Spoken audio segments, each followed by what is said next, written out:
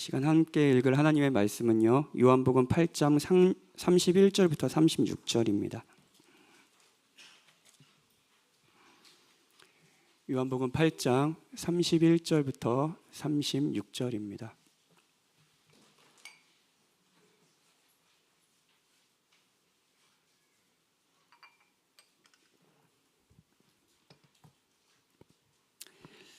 다 찾으셨으면 제가 읽겠습니다.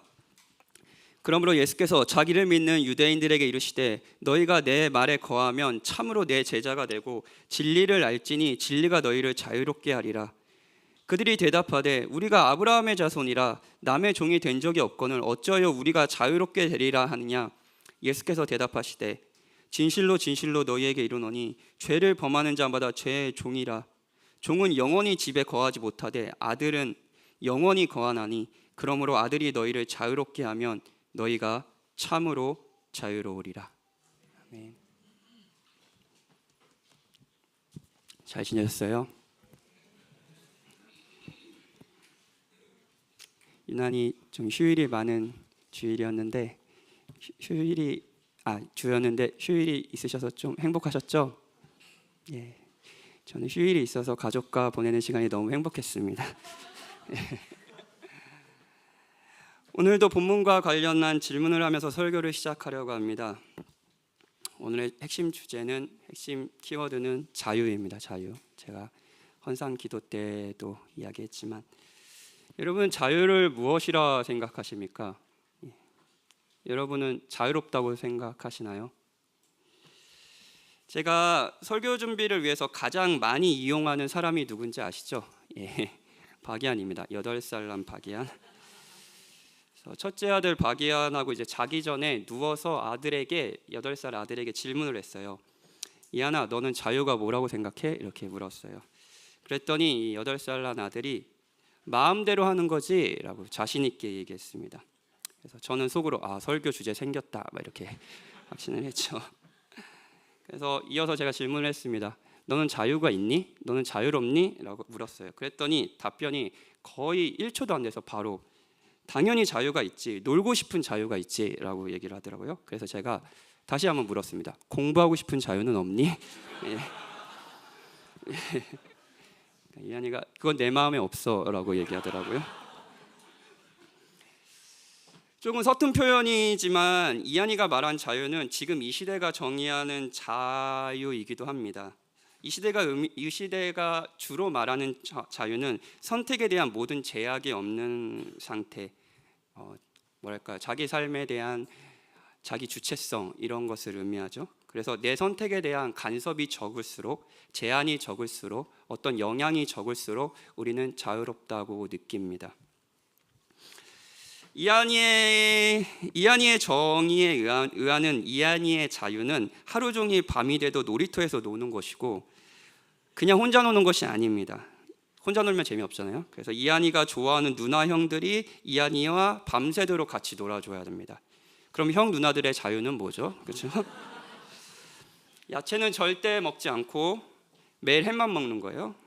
그리고 다음 날은 하루 종일 넷플릭스를 보면서 점심은 피자, 저녁에는 라면, 야식은 치킨을 먹는 겁니다. 그리고 새벽 3시까지 놀다가 자는 거죠. 금요일 날은 이한이에게 자유의 날이었습니다. 이한이가 하고 싶은 거를 마음껏 하게 했어요. 그날이 휴일이었고요. 그 학교에서 운동회를 했습니다. 금요일 기억하시는지 모르니 굉장히 더운 날이었어요. 제가 약간 지금 탔는데 그날 이제 땡볕에 이한이 쫓아다니느냐고 제가 많이 탔습니다. 이한이는 늘 그랬듯이 말을 잘 안 들었습니다. 더운 날씨에 그 1시, 2시 거의 지금 해가 너무 뜨거울 때 두세 시간을 땡볕에서 뛰어다니는 거예요. 1시도 쉬지 않고요. 잠시 쉬라고 해도 말을 듣지 않습니다. 굉장히 자유로웠어요. 자유롭게 뛰어다녔습니다. 그리고 나중에는 결국 얼굴이 파래지고 다크서클이 내려오고 코피가 났습니다. 이한이는 금요일날 어느 때보다 자유로웠고, 그리고 그 자유로 자기를 파괴했습니다. 여러분은 자유롭습니까? 이 시대를 대표할 수 있는 단어 중 하나는 자유이고요. 이 자유는 정치인이든 교육가든 시대사상가든 모두가 강조를 합니다. 성경도 사실 자유를 강조하죠. 오늘 본문의 핵심적인 주제이기도 하고요. 그리고 자유를 개인의 자기결정권으로 정의하는 이 시대에서 기독교는 최대의 자유의 적이라고 생각하는 경향이 있습니다. 자기 주도권, 자기 주체성이 있는 이 시대에 신을 따르라고, 신이 명령하는 대로 살라고, 이건 너무 자유를 무시하는 형태 아니야? 이건 예대 구시대적인 종교 아니야? 라고 생각하곤 합니다. 그런데 오히려 예수님은 오늘 본문에서 이런 세상이 자유롭지 못하고 자신이 자유를 준다고 말씀하세요. 예수님이 주시고자 하시는 자유는 무엇인가요? 그 자유가 필요하신가요? 전 정말 필요합니다. 여러분에도 필요했으면 좋겠습니다. 세 가지 대지로 설교하겠습니다. 첫 번째는 이 자유는 단순하지 않고 생각보다 복잡하다는 겁니다. 자유의 특성이에요. 두 번째는 자유의 적이 기독교가 아니라 죄라는 것을 말씀드리겠습니다. 그리고 마지막으로 진정한 자유를 주는 구원자가 누구인지 살펴보도록 하죠. 첫 번째 대지입니다. 본문을 통해 자유의 특성에 대해 살펴보겠습니다. 30절에 예수님께서 자기를 믿는 유대인들에게 말씀을 하시기 시작합니다. 지난번에 기억을 하실지 모르겠지만 그 간음을 행한 여인을 데리고 왔잖아요. 그러면서 이제 죄 없는 자가 돌로 치라면서 유대인들을 돌려 보내잖아요. 그 이후에 예수님과 유대인들의 굉장히 치열한 논쟁들이 8장에 쭉 이어집니다. 그리고 점점 더 예수님이 말하는 바와 유대인들이 바라는 바는 완전 다른 방향으로 가기 시작하죠. 그 갈등의 상황에서 오늘 대화가 있습니다. 유대인들이 오늘 말씀해 보면은 예수님을 자기를 믿는 유대인들이라고 말씀을 하신대요. 그런데 이 믿음이 오늘 예수님과의 대화를 볼 때 사실 성경에서 말하는 참되게 구원받는 믿음, 예수님을 그리스도 구세주로 믿는 믿음이라고 볼 수는 없습니다. 그래서 예수님이 그들의 마음을 들춰내시기 위해 자유라는 주제로 대화를 나누세요. 30절 하반절부터 31절입니다. 너희가 내 말에 거하면 참으로 내 제자가 되고 진리를 알지니 진리가 너희를 자유롭게 하리라. 굉장히 유명한 말씀이죠. 많은 대학의 핵심 표어 같은 말씀이기도 합니다. 이런 말입니다. 내 말에 거하면 내 제자가 되고 진리를 알게 될 텐데 그 진리가 너희를 자유롭게 한다고요. 예수님은 자유가 자신의 말씀에 거할 때, 내 말에 거할 때 생긴다라고 말해요. 여기서 거하다라는 단어는 정착하다, 그냥 막 돌아다니는 게 아니라 집을 산 거예요. 그래서 그 집에 사는 거예요. 아예 정착하는 거예요.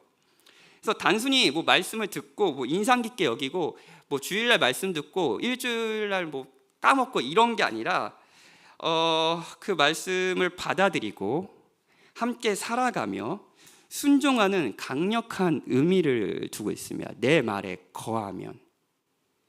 그러니까 다시 말해 예수님의 말씀이 삶의 모든 영역에 영향을 미치고 그분의 절대적인 영향력 아래, 그분의 말씀의 지배 아래 내가 순종하며 살아간다는 것을 의미합니다.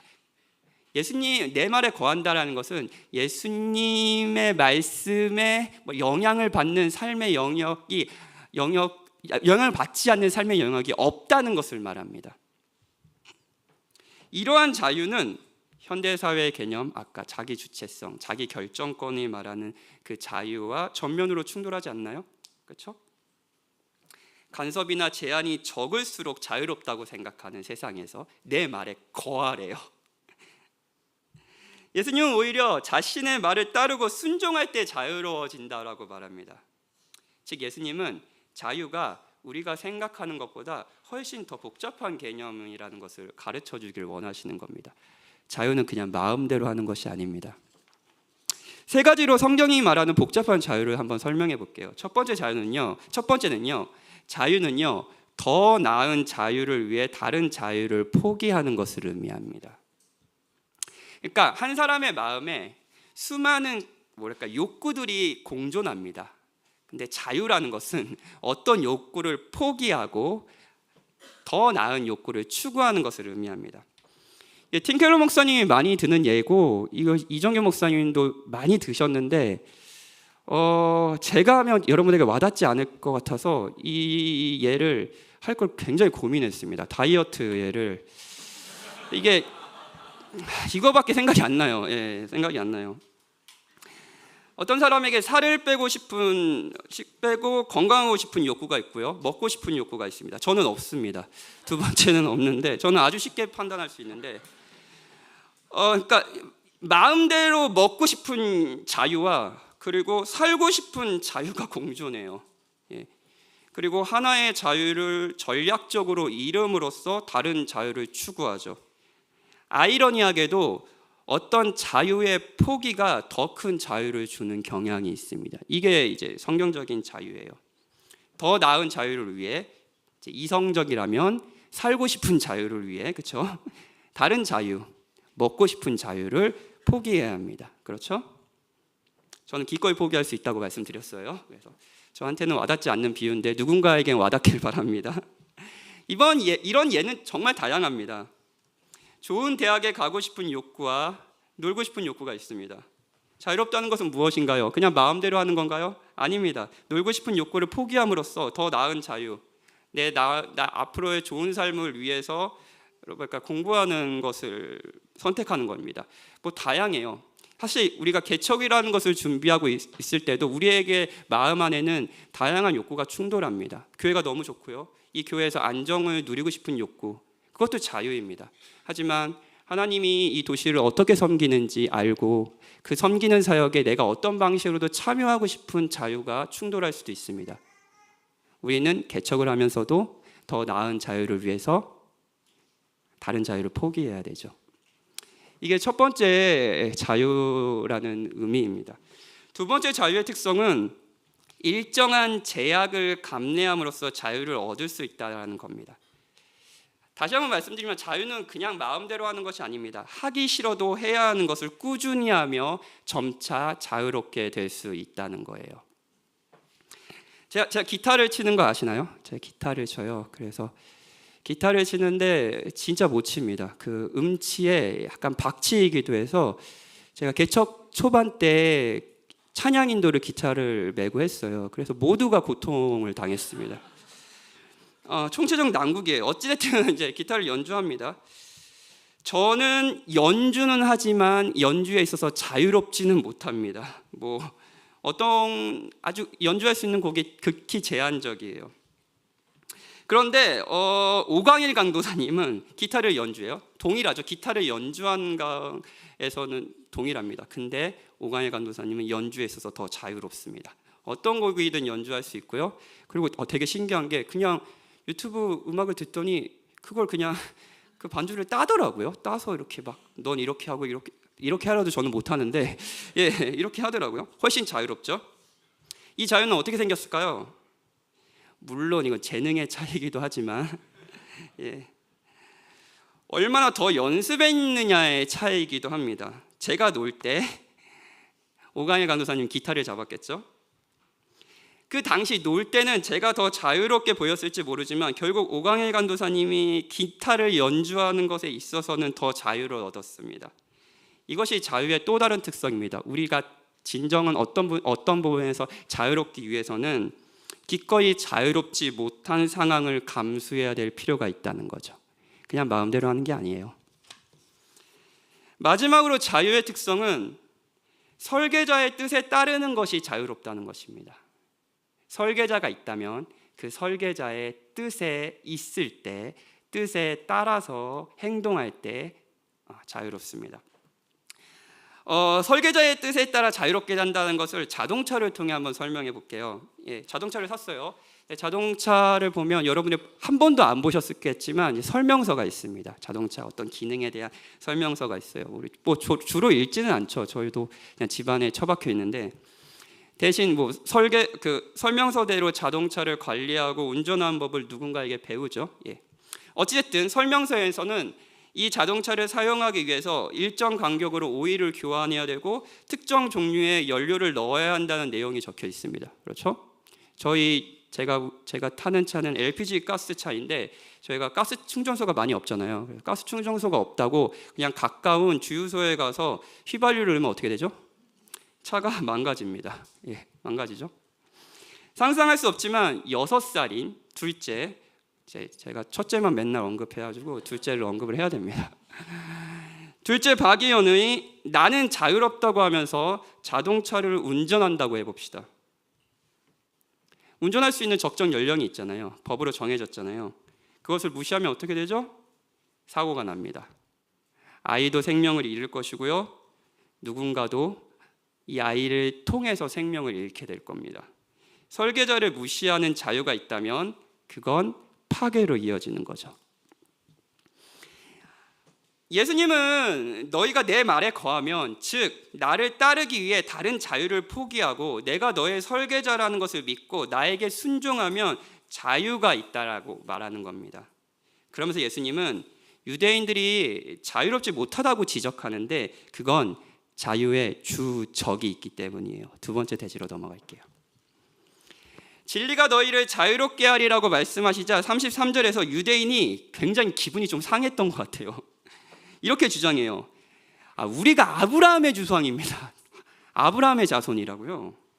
남의 종이 된 적이 없습니다. 저는 모태신앙이라고요. 저는 교회에서 이런 봉사를 한다고요. 저는 목사라고요. 제가 자유롭지 않다고요? 종이 된 적이 없습니다. 우리는 이미 자유롭다고요. 그런데 우리가 어찌하여 자유롭게 되리라고 말씀하시나요? 라고 따지는 거죠. 자유는 저기 종살이하는 저 민족에나 있는 것 필요한 거죠. 저는 이미 자유롭다고요. 자유는 저기 신앙이 없는 저 사람들이나 필요한 거죠. 저는 자유롭다고요. 자유는 저 못된 사람들, 나랑 정치적 신념이 다른 사람들에나 있는 거죠. 필요한 거라고요. 저는 이미 자유하다고요. 라고 말하는 셈입니다. 이 부분 한번 곱씹어 봅시다. 자유롭지 못한 자들은 아예 자유라는 개념을 모릅니다. 다시 한번 말씀드릴게요. 자유롭지 못한 자들은 아예 자유라는 개념 자체가 없습니다. 예를 들어 이것도 설명할게요. 조선시대에 노예로 태어났다고 여러분들이 생각해 봅시다. 조선시대에 노예로 태어난 사람이 나는 자유롭지 못하다는 생각을 할 수 있을까요? 그냥 이렇게 살아가는 거다. 나는 노예로 태어났고 이렇게 평생 사는 것이다 라고 생각하며 살지 않겠나요? 이 부분에서 여러분에게 독려하고 싶은 생각이 있습니다. 내가 과연 자유를 알까? 내가 노예의 신분이라면 예수님의 말씀대로 그냥 예수님의 따라 그런 게 아니라 죄의 지배, 죄의 종으로 지배를 받고 있다면 내가 애초부터 자유를 알까? 나는 어떤 영향력 아래 살아가고 있는 건가? 라는 것을 한번 물어보는 거예요. 왜냐하면 모든 사람은 자기 주체성, 자기 결정권이라고 얘기하지만 어떤 영향력 아래 살아가기 마련이거든요.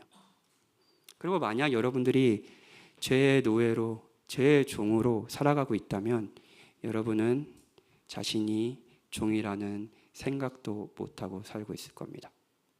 여기 유대인들처럼요. 유대인들은 자신들이 자유롭다고 생각했습니다. 그리고 예수님은 이런 유대인들에게 32절에서 죄를 범하는 자보다 죄의 종이라고 말해요. 너희는 자유롭지 않은데 그 원인이 죄라는 거예요. 죄가 나왔어요. 또 죄입니다. 죄라는 것을 정의할 필요가 있습니다. 매번 들어도 다시 들어야 되죠. 성경에서 말하는 죄는 단순한 행동 이상입니다. 어떤 나쁜 짓을 했다라는 것 정도가 아닙니다. 창조주인 하나님으로부터의 독립을 원하는 마음의 성향이라고 정의할 수 있어요. 다양한 방식으로 정의할 수 있지만 오늘은 이렇게 정의해 보겠습니다. 창조주이신, 인간을 설계하신 그 하나님으로부터의 독립하는 마음, 하나님이 없이 내가 살 수 있겠다라는 자신감, 이런 마음의 성향이 사실은 죄라고 정의할 수 있습니다. 인류 최초의 죄는 선과 악을 알게 하는 나무의 열매를 아담이 먹은 겁니다. 아담을 만들고 설계하신 하나님께서 이 열매를 먹는 것이 악한 것이고 안 좋은 것이고 이 열매를 먹지 않는 것이 선한 것이라고 결정하셨지만, 설계하셨지만 아담은 이것을 무시했습니다. 아담은 하나님으로부터 독립을 선언했고요, 자신이 선과 악을 결정하기로 했어요. 자기 결정권을 가졌어요. 그리고 어떻게 됐어요? 파괴가 일어났죠. 6살 박연이 운전대를 잡은 겁니다. 십계명을 잠깐 생각해 볼까요?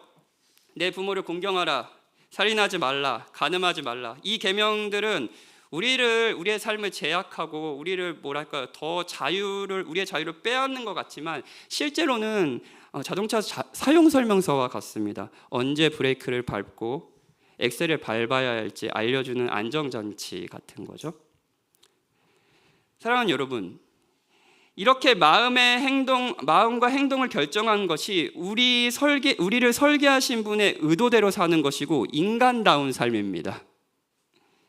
그런데 죄는 사용 설명을 무시하고 내가 나의 사용 설명서를 쓰겠다라고 결심하는 태도예요. 결과가 무엇이겠습니까? 다시 한번 말씀한 대로 파괴가 일어나는 거예요. 성경은 지금 우리가 살아가는 세상의 파괴가 이 잘못된 독립의 결과라고 말합니다.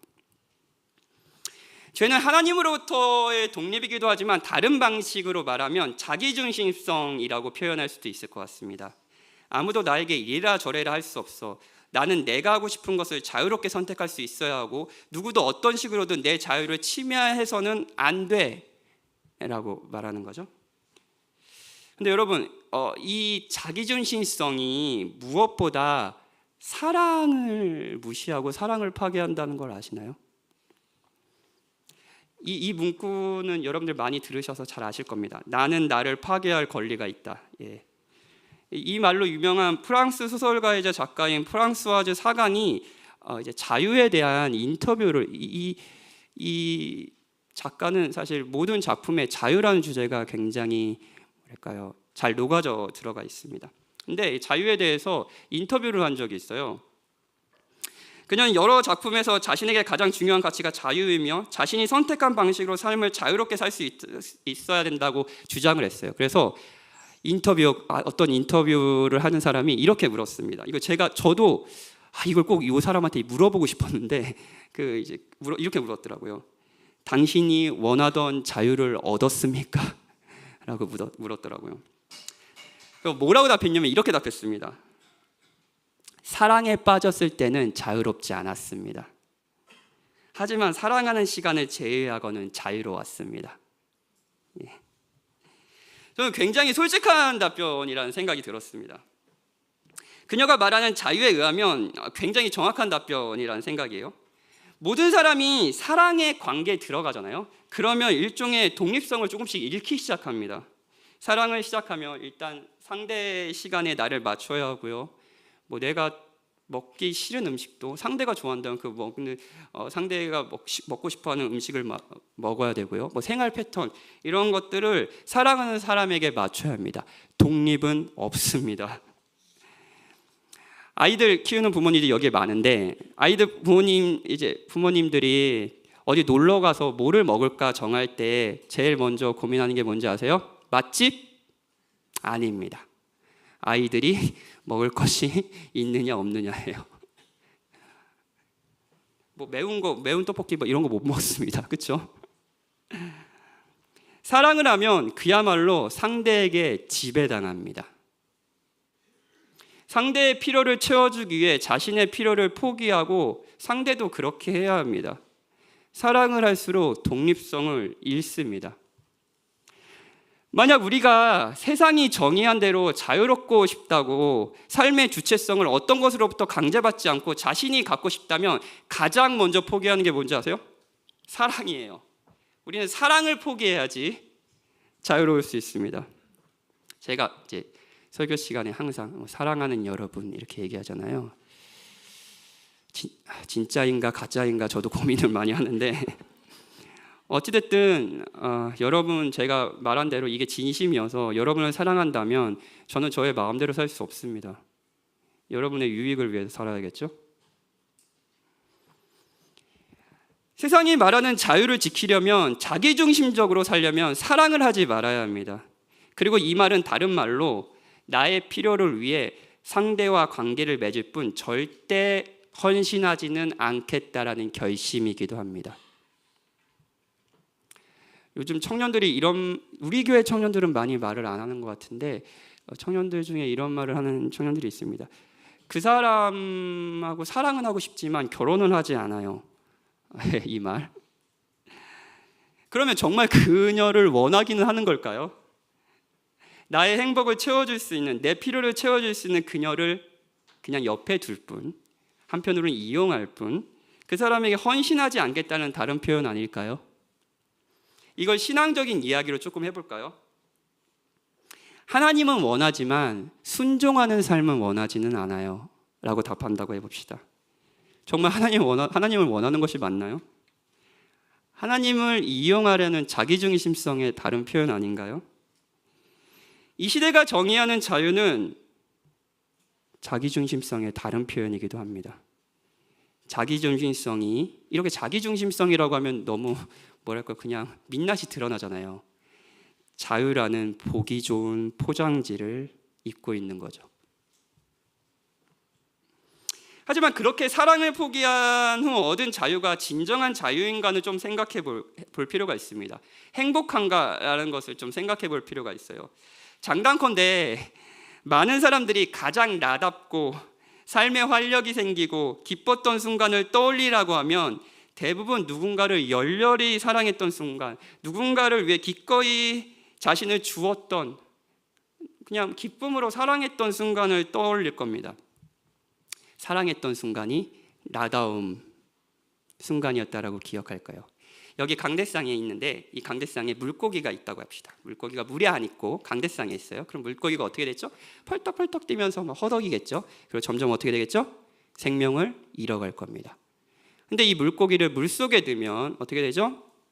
다시 활력을 찾고 생명력이 넘치고 활기차게 헤엄을 칠 겁니다.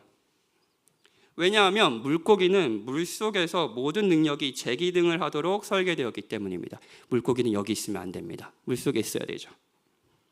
하나님이 그렇게 설계하셨어요.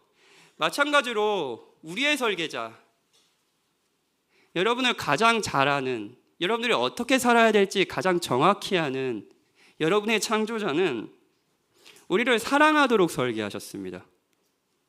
삼위 하나님께서 흠없고 영원한 사랑으로 사랑하며 서로 행복하시듯 하나님의 형상으로 우리도 그렇게 서로를 사랑하며 행복할 수 있는 존재로 설계되었습니다.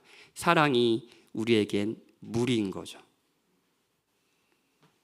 이런 의미에서 사랑은 자유를 빼앗는 것이 아니라 사강의 말대로 오히려 우리를 진정으로 자유롭게 한다고 성경은 말합니다. 이어서 생각해 볼 것이 있어요. 프랑스와주 사강의 그 유명한 말을 다시 한번 생각해 봅시다. 나는 나를 파괴할 권리가 있다는 말은 자기결정권을 주장하는 동시에 이 선택이 가져오는 모든 책임까지 자신이 감당하겠다는 의지의 표현이기도 합니다. 파괴가 일어나면 그 파괴는 내가 책임지면 되지. 스스로 파괴할 권리를 주장하는 것은 그 파괴의 결과와 고통까지도 오롯이 자신이 감당하겠다라는 의지입니다. 근데 많은 사람들은 이 말이 멋있다라고 하면서 자기결정권에 환호하며 그 책임은 있습니다. 세상이 말하는 자유와 독립은 책임이 따릅니다. 그 모든 결과를 너가 책임져라. 사랑하는 여러분 정말 자신의 모든 선택에 대한 책임을 질 자신이 있습니까? 그러면 그 책임을 여러분들이 다 진다고 하면 여러분들이 자유로워지시나요? 오히려 두려움과 불안, 염려로 여러분의 삶들이 채워지지 않습니까?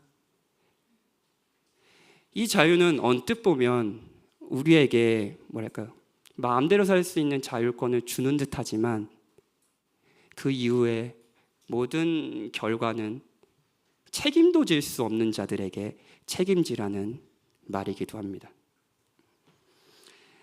그래서 저는 세상이 말하는 이런 자유는 세상을 거대한 고아원으로 만든다라고 말하고 싶습니다. 어느 누구도 고아원에 있는 아이들을 자유롭다고 이야기하지는 않잖아요. 러셀 무어라는 제가 좋아하는 미국 목회자가 있습니다. 제가 여러 번 추천했는데 입양의 마음이란 오늘 책을 인용할 텐데 폭풍 속의 가정 이런 책들이 너무 제가 좋아하는 책입니다. 근데 이 목사님이 난임으로 엄청 고생을 하셨어요. 그래서 난임으로 고생하시면서 러시아에서 두 아들을 입양했습니다. 그 두 아들을 입양한 이후에 또 아들을 아마도 아들일 거예요. 아들을 셋이나 더 낳으셔가지고 5 아들이라는 축복을 받으셨습니다. 예. 독수리 오영재. 그런데 이제 그 러시아에서 아이들을 입양하려고 고아원에 갔는데 받은 충격을 이렇게 이야기하세요. 입양의 마음이란 책을 그대로 인용하겠습니다. 우리 아이들을 데려온 고아원에 문제가 많았지만 그 중에서도 가장 오싹했던 것은 정적이었다.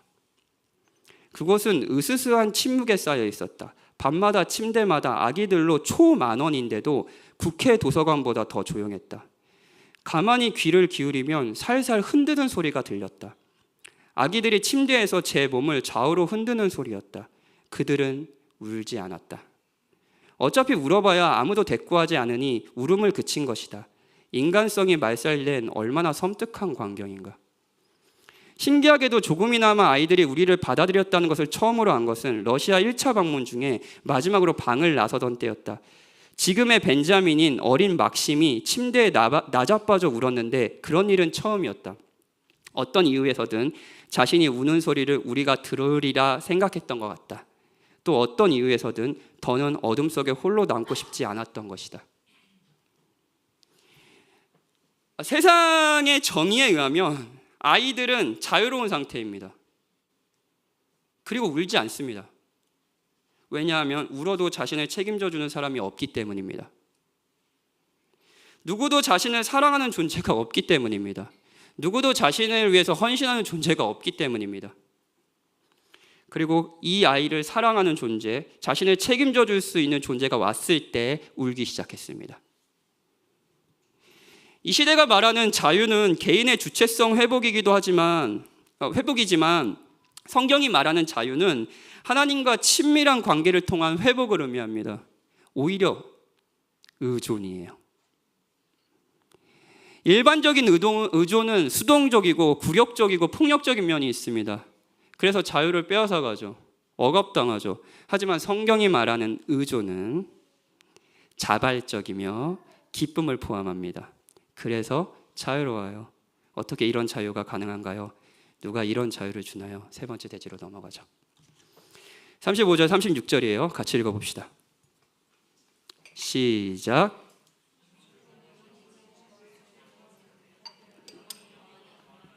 그러므로 아들이 너희를 자유롭게 하면 너희가 참으로 자유로우리라. 예수님은 종과 아들을 비유하세요. 종은 영원히 집에 거하지 못한다라는 문장을 생각해 볼게요. 종과 주인이 있어요. 종과 주인의 관계가 있다고 상상해 봅시다. 근데 이 관계는 어떻게 유지되나요? 주인의 요구대로 종이 얼마나 성실하게 일했는가로 정해집니다. 이 관계는요. 그렇죠? 즉 종의 행동으로 결정됩니다. 사용설명서는 없지만 계약서가 있다고 합시다. 그 계약을 이행하지 못하면 관계는 끝입니다. 주인은 언제든지 자신의 뜻대로 이 종이 일하지 않으면 종을 해고할 수 있습니다. 쫓아낼 수 있습니다. 하다못해 옛날에는 죽일 수도 있었죠.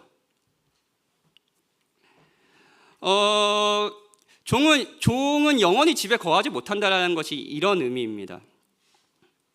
기독교가 자유를 억압한다라고 생각하는 분들은 기독교인들과 하나님과의 관계를 주인과 종으로 이해해서 그럴 수 있습니다. 하나님은 명령하고요. 하나님과 우리의 관계는 그 명령에 우리가 얼마만큼 순종하고 그 얼마만큼 순종한 것을 성공했느냐에 달려있다고 생각하는 거죠. 이런 식의 관계에는 분명 자유를 억압합니다. 근데 이건 기독교가 아니에요. 아버지와 아들의 관계를 생각해 볼까요? 이 관계는 어떻게 유지되나요? 계약서가 있나요? 자, 너가 햄을 이 정도만 먹고 야채를 매일 이렇게 먹어야 돼 라는 계약서대로 하고, 계약서를 하지 못하면 너와 나의 관계는 끝이야, 이렇게 하나요? 이 관계가 유지되는 방식은 아버지의 무조건적인 사랑이에요. 아버지와 아들 사이에 계약서는 없습니다. 물론 아버지는 아들을 사랑하기 때문에 어떻게 살라는 나름대로의 기준을 계속 얘기합니다. 그런데 그것을 행하지 않았다고 관계는 끝나지 않아요. 사랑하는 여러분, 제 아들 8살 박이아는 자신을 파괴할 권리가 없습니다. 왜냐하면 아버지인 제가 이한이가 자신을 파괴하도록 놔둘 마음이 없기 때문입니다.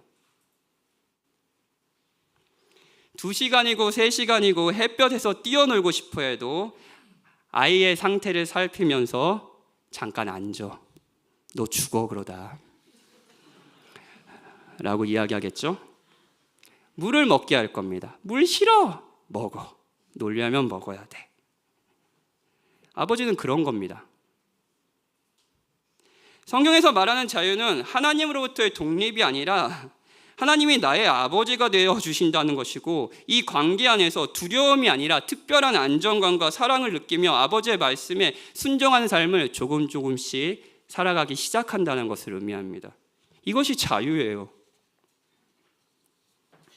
예수님은 아들이 너희를 자유롭게 하면 너희가 참으로 자유로우리라 라고 말씀하셨습니다. 예수님이 이런 자유를 주시기 위해 내가 너희에게 자유를 준다라고 얘기하고 있는 거예요. 예수님이 이 자유를 저에게, 여러분들에게 주시기 위해 하신 일을 생각해 볼까요? 예수님은 하나님이세요.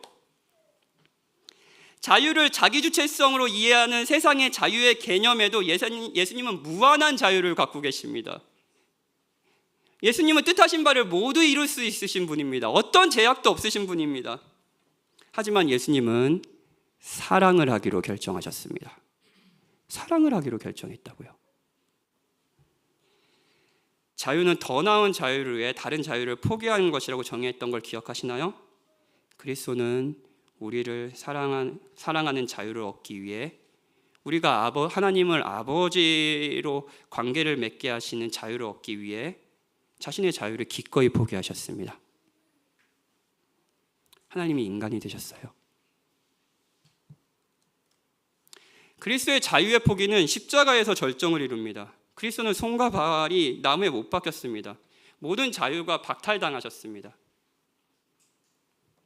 프랑스 사강은 나는 나를 파괴할 권리가 있다라고 말하며 자기 주체성과 함께 따라오는 책임을 말했어요. 나는 나를 파괴할 수도 있고 그 책임은 내가 지면 된다는 것이었습니다. 정말 그 책임을 여러분 지실 수 있습니까? 그런데 그리스도는 자신을 파괴할 길, 죽음의 길을 기꺼이 가셨습니다. 하나님으로부터 독립을 요구하며 자기중심적으로 살아가는 우리의 파괴를 자신이 책임져 주시기 위해 그리스도는 우리를 위해 파괴당하셨습니다.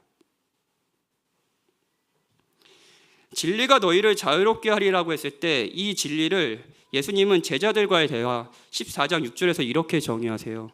내가 곧 길이요 진리요 생명이니 나로 말미암지 않고는 아버지께로 올 자가 없느니라. 진리는 한편으로 예수님 자신입니다. 예수님이 누구시고 예수님이 우리에게 자유를 주시기에 무엇을 하셨는지 알 때 우리는 아버지께로 갈 수 있고, 이 자유로운 사랑 안에서 죄의 속박에서 벗어나 진정한 자유를 누릴 수 있습니다.